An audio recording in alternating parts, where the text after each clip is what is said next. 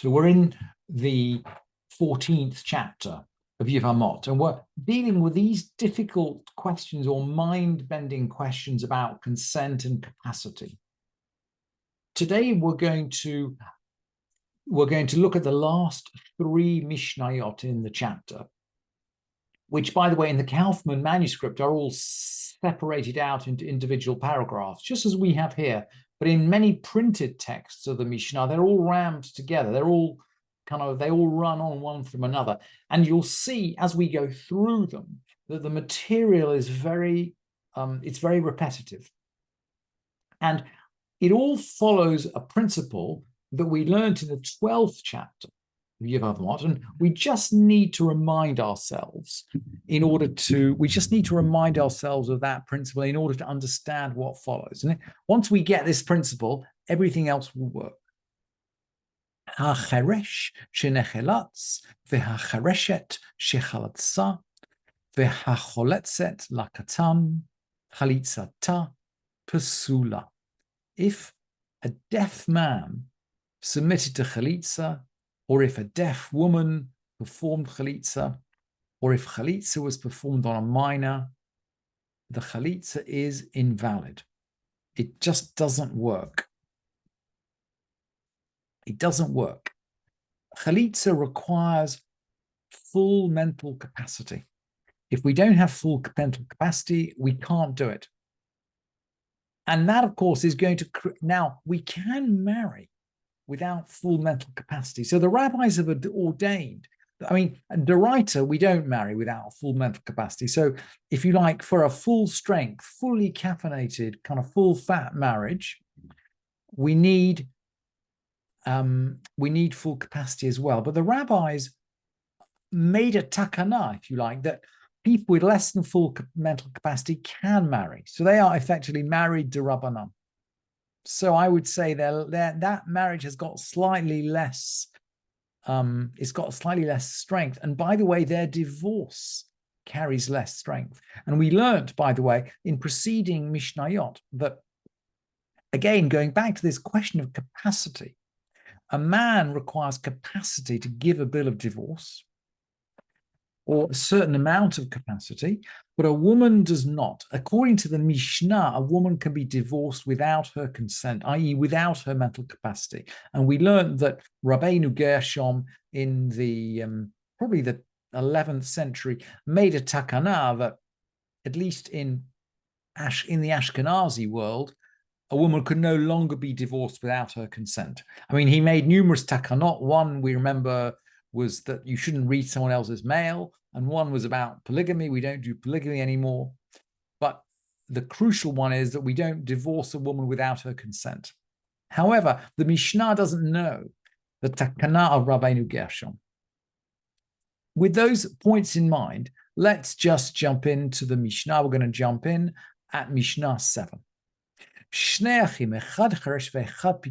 we got 2 brothers. One is deaf and the other is of sound senses. So effectively, one is of limited mental capacity. They're 2 brothers. They're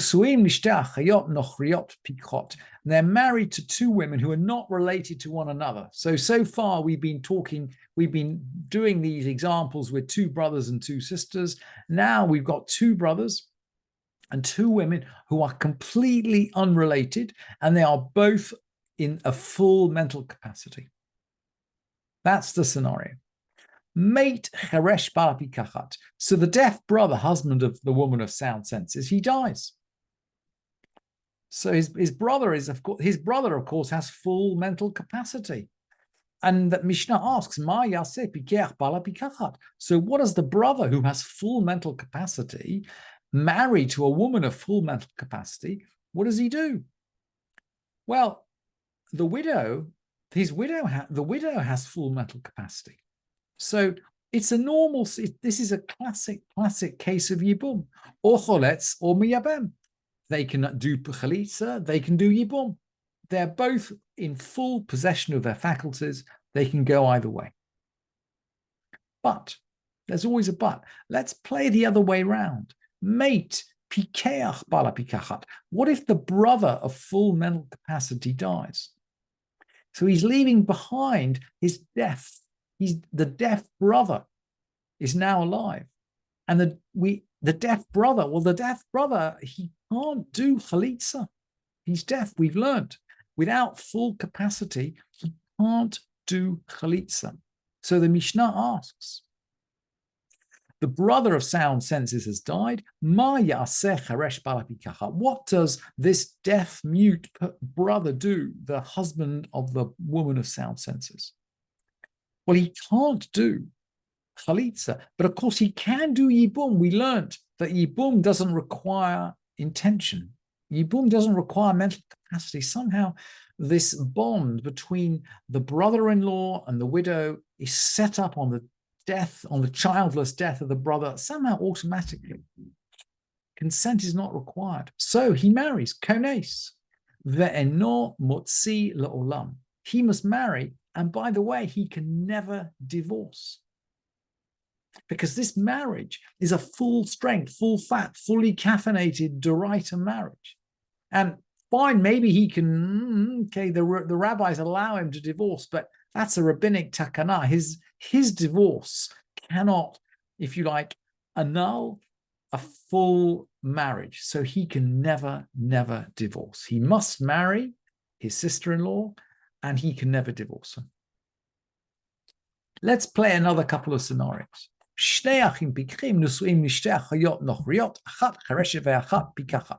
now, now rather than the women being of sound senses, the men are of sound senses. So two brothers who are of sound senses are married to two women. They're not related. One is of sound senses and one is deaf. So it's the opposite example from the one we just looked at. Mate, so the brother of sound senses, the husband of the deaf woman, died.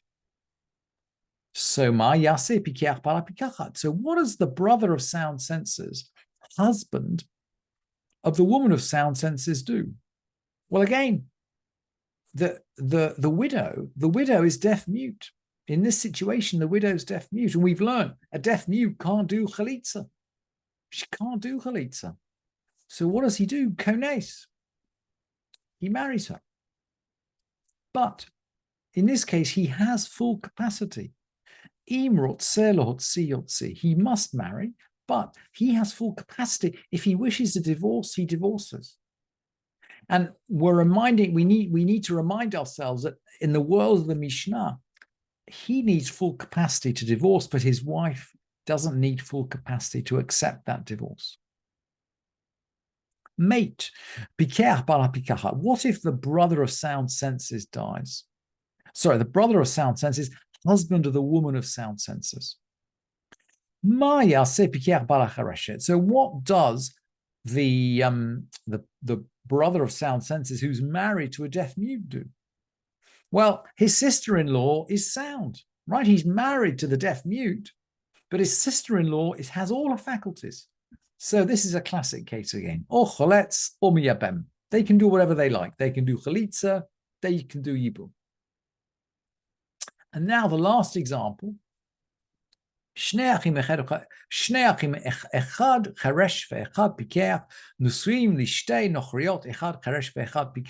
had the two brothers who are sound married to two women who are one deaf mute and one not. We've had two women who are sound married to two brothers, one deaf mute, one not. Now we're going to have two brothers, one deaf mute, not the other, married to two women who are not related, and one is deaf mute and one is not. And the Mishnah is going to assume that the one whose sound is married, that the sound brother is married to the sound wife, and the deaf mute brother is married to the deaf mute wife. And this is, the Mishnah never spells this out, and the Mishnah just assumes this. Mate, cheresh bala chereshet. So the deaf brother, husband of the deaf wife, dies. So that, if you like, the brother with full faculties is left alive. So what does the brother of sound senses, husband of the woman of sound senses, do? What does he do? Well, his sister-in-law is a deaf mute, so she can't do yibum. We know this. Kones, he's got to marry her. And if he wants to divorce, he can divorce because he is in possession of all his faculties. What about the other way around? Mate, pikeach, bal pikachat. So the one of sound senses dies.